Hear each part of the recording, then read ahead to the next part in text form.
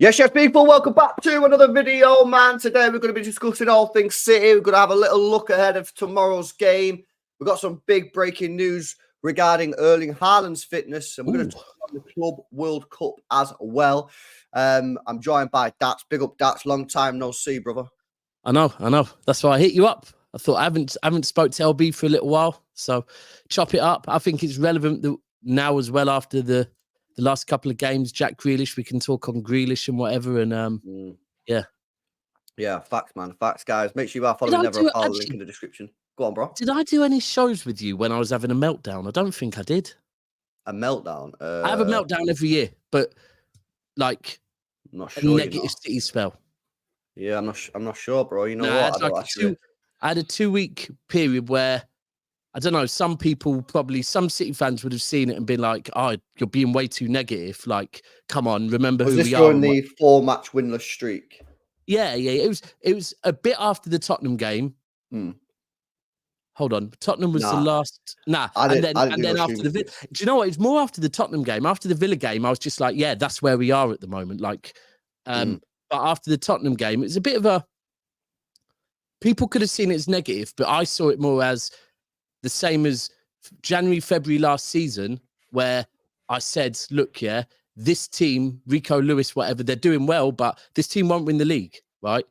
And it was a bit of a, if City come good, yes, we can win the league. We know that. If City play, I always say this when people say, you're worried about this team, you're worried about that team. I say, I'm worried about us not being the best us. Because if we're the best us, I don't worry about any other team, right? I agree, yeah.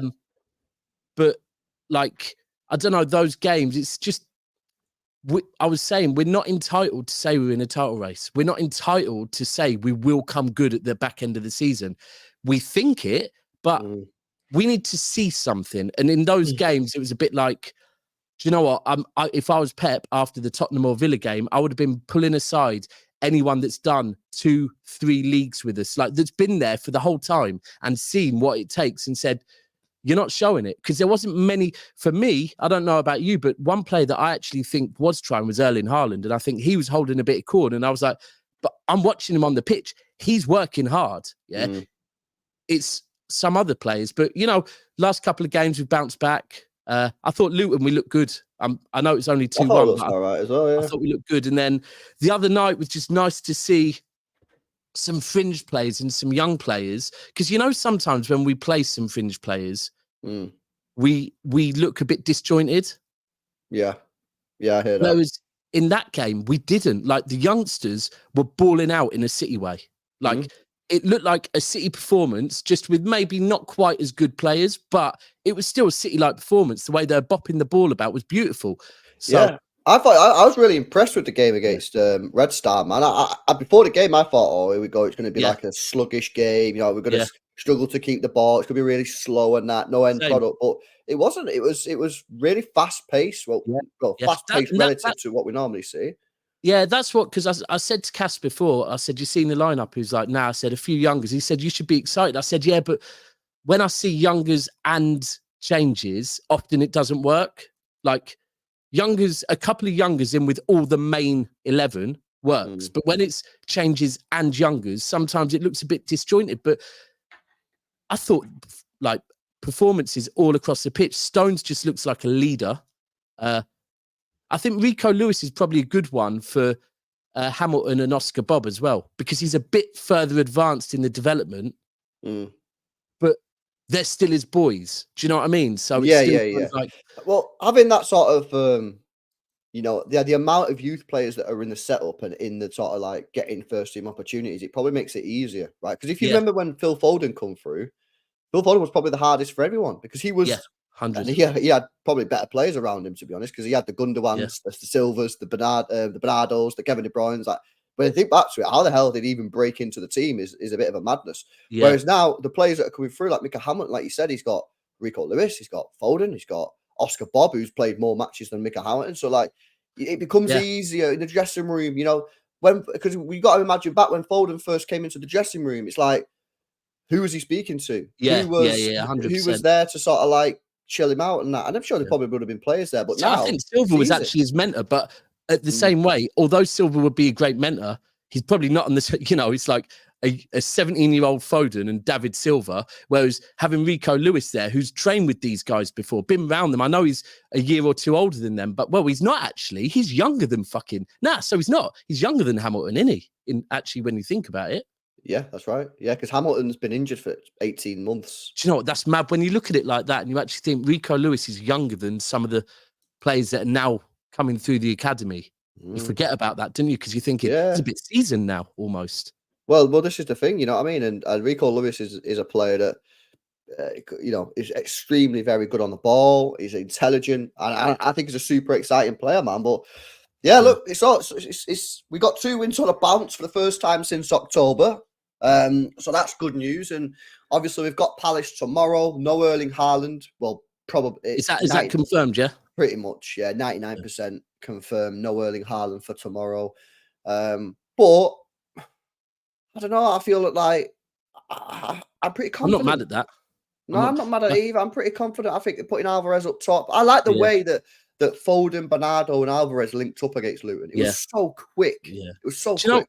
I kind of, when I saw that Haaland wasn't going to play against Luton, I kind of thought, do you know what? Because I was getting to a point where I don't want to slate Alvarez, because Alvarez is having a good season, but he was being played a bit out of position.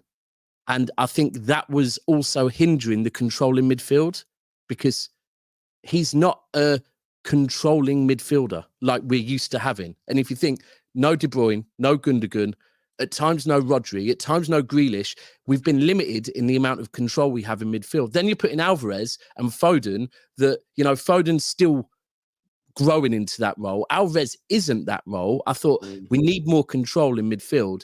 And with Haaland dropping off and Alvarez going into, it's almost like we're playing the false 9 again, which then gives us ultimate control again. So I think it might, and especially even more so at home, the false 9 at home will work. Right. So I agree. And the other thing I was going to say about the Belgrade game as well that I thought was good is one thing that we've been forced into this season is like Nunes, Kovacic, not having time to grow in.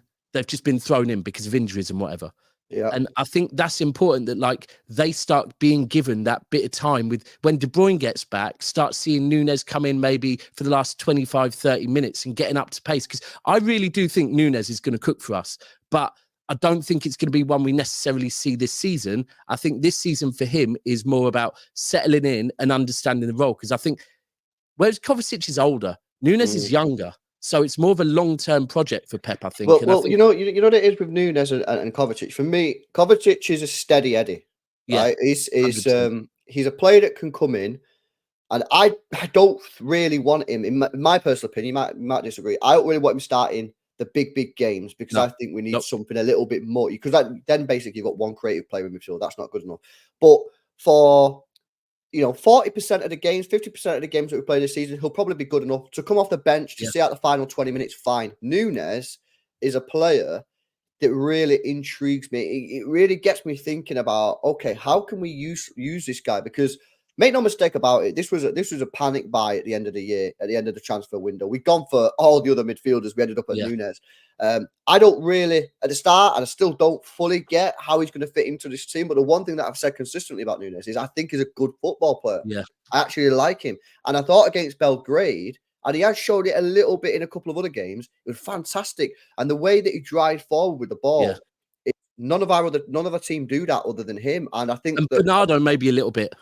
Yeah, but not with the same speed. No. And you know what? You know why I think it might help us in the games where we're playing super defensive teams. Instead of just pass, and the opposition can just stay in their shape, he can run at them, which means opposition players have to. It scrambles the defense. Yeah. Exactly. That's the way we used to be with. If you think when you'd have David Silva and De Bruyne, and then you'd have multiple runners. You'd have Sterling, Sane, Walker, Cancelo, all bombing forward, and Jesus as well making runs, and it scrambles the defense. I honestly think with Nunes, he's a long-term project, right? I think Pep will see in him, whereas with Kovacic, you're right, he's come in kind of a bit more senior, come in, steady the ship, the best you can with Gundogan going. He's not a Gundogan replacement, but he's a more senior person that maybe at times can just see out results. Whereas with Nunes, I think Pep could look at him and think, there's a lot for me to work with.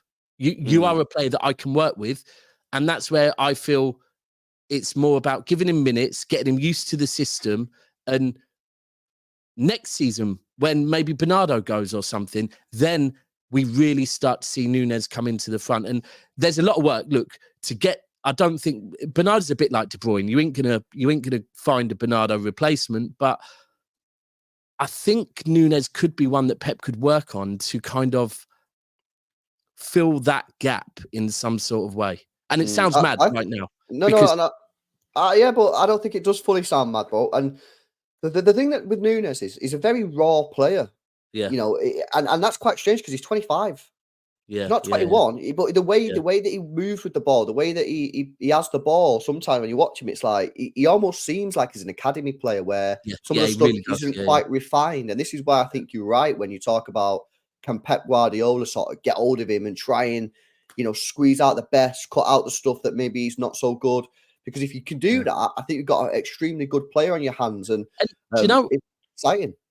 I think about things that are so with Bernardo. I think Fernandinho really gave Bernardo was more of a winger. I felt Fernandinho taught him about the dark arts. He taught him about maybe the more defensive element of the game. Right now, when I look at Núñez, the fact he's Portuguese, the fact that we've managed to keep Bernardo, you know, get him to sign a new contract. And I wouldn't be surprised if Pep said to Bernardo, look, yeah, he's Portuguese, you're Portuguese. Take him under your wing, and everything you've learned while being at City, slowly pass it on to him. Because when you go, like, I know Bernardo wants to leave this club in the best possible position.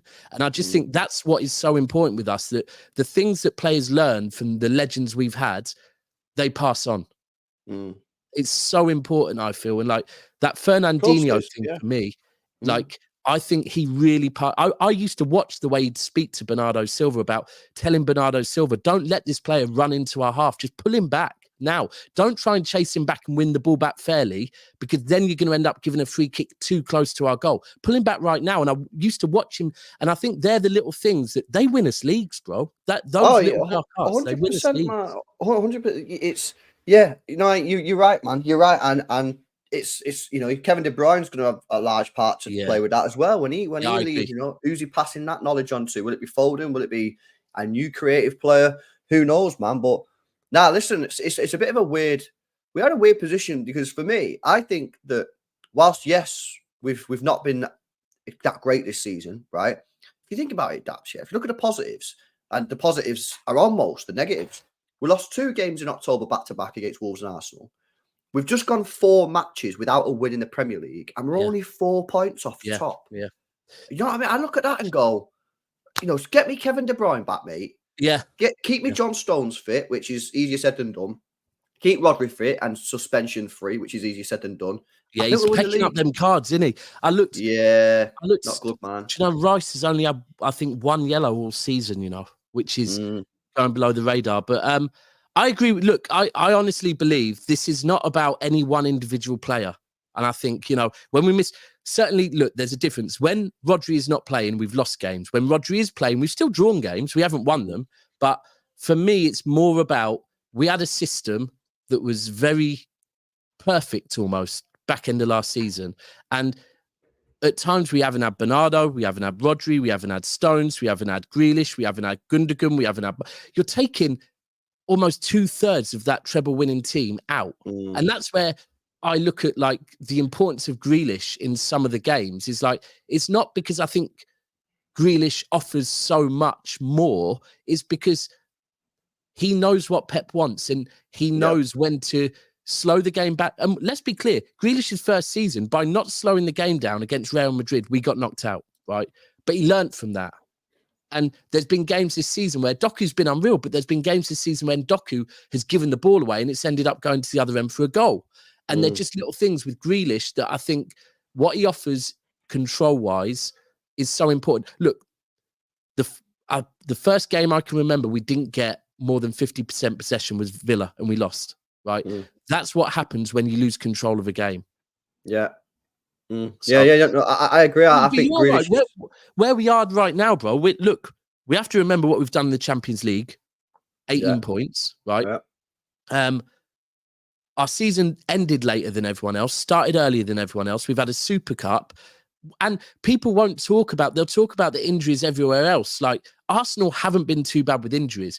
We have had key players from a system-based team missing, and facts. and and I think the other thing that you could say is I think it's good that we've had this trouble now. Pep's tested the players already. I think he tested Grealish, and I think by the end of that Luton game, the way him and Pep were talking, I think Pep's now like, yeah, I believe him. He wants to go again. He wants to win another trophy. So I think he's tested the players at the right time. And I really do look at De Bruyne and think, I know everyone's saying, oh, when he comes back, I don't think rivals know as long as he stays fit, which I think he will. I think we've given him time to stay fit, mentally get himself in a good place, have a bit of Yeah, time out with his family and whatever. And he's probably been told, because when you get back in January, you're one of the senior players now.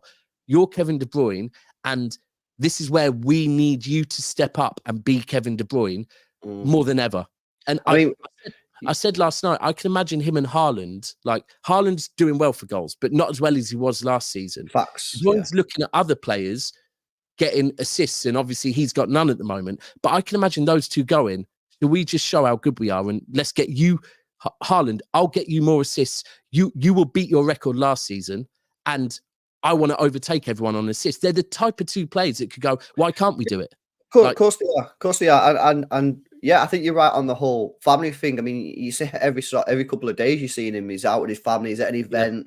He's doing stuff that he's obviously enjoying. You know what I mean? He looks completely different. Yeah, he looks like a lot fresher. You know, he got a new haircut and all that kind of stuff. And you're right. I think City have probably said, listen, get the surgery.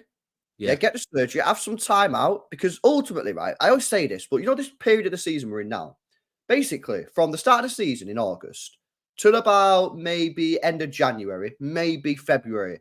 Yeah. It's not about who's going to win the league. It's about who's going to get too far away where they can't win the league. It's about 100%. staying with the pack.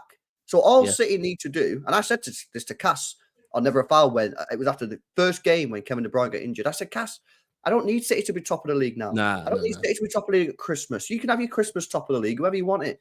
Just get me within 6 points of the top by the time Kevin De Bruyne gets back in January, and if we can keep him fit, we'll win the league. It's about not falling away. And we've had some poor performances this year. Defense has been really poor. No clean sheets in 7 Premier League games. That's not good enough. Awful. But we're only 4 points off of the top. And if we can get Kevin De Bruyne back, I think second half of the season we'll do what we normally do. I believe we'll do what we normally do, because I think that'll be good enough. Yeah. But there are certain things that we have to improve on defensively. We have to improve on our defense. Yeah, I think, look, it's a well-known fact with City and the coaching staff, the fitness team, Pep. We all know it. It is exactly as you said. And this, people will say this is Pep, but it isn't. If you go back to Pellegrini, the season Pellegrini won the league, Liverpool, I swear, Arsenal were top till Christmas. Chelsea had a stint. Liverpool had a stint.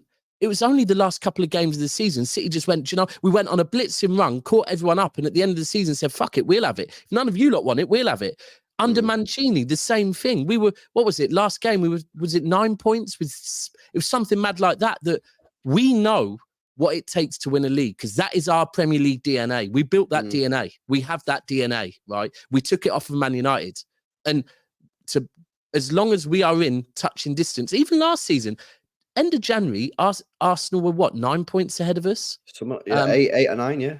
And the truth is, last season, we actually started performing later than usual, because I remember we drew with Forest, drew with Leipzig, and then it was after that point, we just go, right, we're having this. And I think you can't, as well as how good he is on the pitch, players like Bernardo Silva, players like Rodri, players like Haaland, players like Grealish, they can't wait to have De Bruyne back, because that's a new burst of energy. They're like, at last, it's not on us. We can go back to doing the roles that we did last year. There's not this expectation to do his role as well. And then even for the fringe players, they're like, at last, there's less pressure on me. And I think, we know what City can be. We just need to show it. And you touched on it. It's the defense is the issue. I mean, you know, Belgrade, we conceded 2, Leipzig conceded 2, Tottenham 3, Chelsea 4.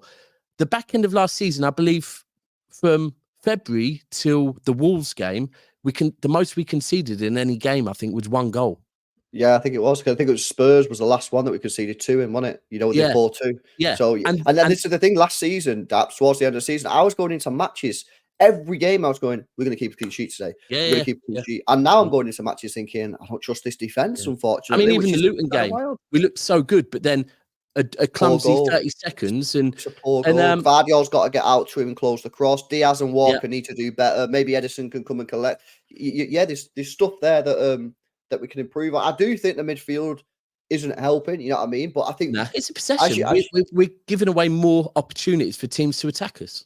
Correct. But as we get more control of that midfield, as that midfield gets used to each other, because it's been very stop-start, Rodri getting his suspension, you know, Kevin De Bruyne out, you've had 1 minute, Bernardo's in there, next minute's Kovacic, next minute's Foden. Once we get that settled and we start controlling games, I think the defense will start to settle, you know, but listen. I don't know. I also think, like, Walker's played a lot of games this season already. He's senior.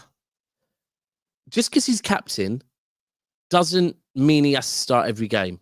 But at the moment, you know, with some of the other senior players being out a bit, it's meant Walker's more important. But I think with De Bruyne coming back, there will be, well, do you know what, Walker, you can sit this one out. De Bruyne, you're captain. And even more so, it's like, I think he'll want to have that armband and go on there and lead. And then I think that will allow us to maybe play more the way we want to play. I still want to see Vardy at centre-back. I'm not going to lie. I still want to see it. That's not happening anytime soon. It's not, I mean, I want to see it as well, by the way. I just don't think it's going to happen anytime soon. Even the other day when Ake and him were both starting, I said to someone, they go, yeah, that, because we were live as the team was announced. And someone goes, so that means Vardy will play centre-back and Ake on the left. I go, no. They've played together before. He'll play Ake as centre-back and Vardy will... I don't know. Pep seems to really like Vardy there. I think Vardy does an all right job there. But again, for me, it's a bit of a, if it's not broken, don't fix it. It wasn't broken with Ake at left-back. So I don't really... And with all the other changes we've been forced into, I don't think it was needed. But who am I to question Pep, right? Exactly. We'll see what his next fucking trick is. But listen, I'm gonna wrap it up, man. I got a watch along to go and do. I'm gonna go watch some Club World Cup action, bro. I watched Al Ittihad the other day. That Fluminense, by the way, you want to watch? I think they're on tonight at 6 o'clock. Yeah, and they've got that Andre who City are linked with. Okay. Yeah, do you reckon we'll win it? I think based off what I've seen, I've only seen one match so far, but Al Ittihad, they had Kante and Benzema. Other than that, they look very average, very average. I think we'll be up for winning it. I think it's one of them ones where it's like, with everything we've done, it would be... It's either going to be Fluminense, which I've not watched yet. They're on tonight. Al Ittihad, because these are the teams that we can play in the final, who we'd beat them. No question in my mind would beat them. Or Al Ahly, which are Egyptian champions. I've not seen them, but they're basically like the top. I think my understanding is they're like the top dogs in African football, or like one of the best teams. So tonight's matches will be interesting to see basically what they're like. But yeah, I'm gonna go and watch that now. Big up for coming on, man. Appreciate it. And we'll catch up over Christmas, 100%. Absolutely. Guys, if you've enjoyed it, as always, make sure you drop a like on the video, subscribe to the channel, link in the description for Daps's channel, Never a Foul. Get your comments in down below, and I'll catch you in the next one. See you later.